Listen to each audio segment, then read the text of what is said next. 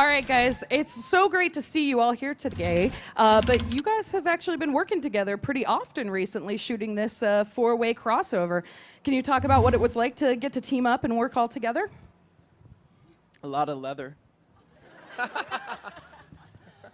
It was good. I mean, it was really cool. We had like our individual scenes, but then we had scenes where there were like 20 superheroes there in this big airplane hangar. And, it looked like and felt like, and I think that the fans will feel like this is a big 3-4 hour movie that we're putting on. It's really cool. You and I also just like this week picked up a really intimate scene. I've been spending more time with you than I'd like. Sorry.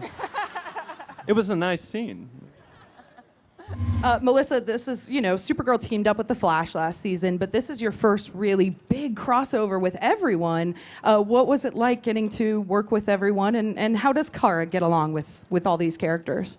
Well, I think Kara just wanted to be accepted and be like a part of the cool kids.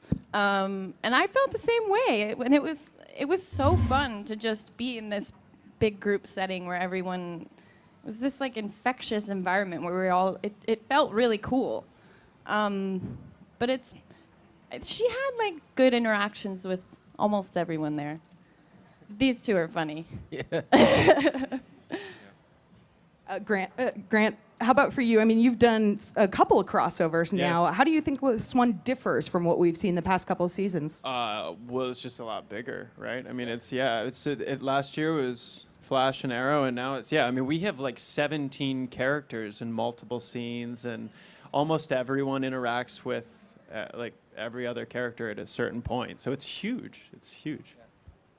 Like, hear myself. This is weird. Sorry. Greg, we know the Dominators are sort of going to be the villain of the crossover. Is there anything you want to tell us about the crossover? Well, we're very excited for everybody to see it. They all have their own continuing kind of storylines through it, but it really does very much feel like in the middle of the whole season, like a 3-hour movie. It starts a little bit at the tail end of Supergirl, because she's in for those of you that watch, she's in a whole other universe on a whole other planet. So there's some, having to go get her. And then it really begins the night of the Flash with it's 3 parts. It's called Invasion.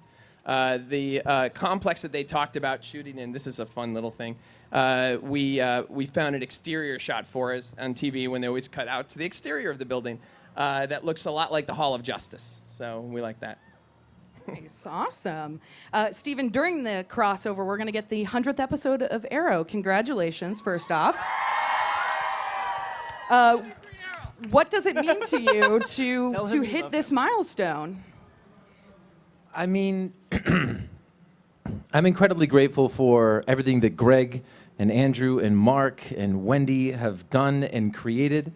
And, the 100th episode, I know some fans were like, well, will we get enough Arrow during the 100th episode? To me, the 100th episode basically had to be a crossover because it's sort of emblematic of everything that we've been able to create and foster and help grow. Obviously, all of these shows stand on their own, but the crossover and Aliens and watching Oliver react to Aliens is one of my favorite things that I've ever got to do. But it gives us a chance to do something for the 100th episode for the fans that in the normal course of our season, we would never be able to get to do.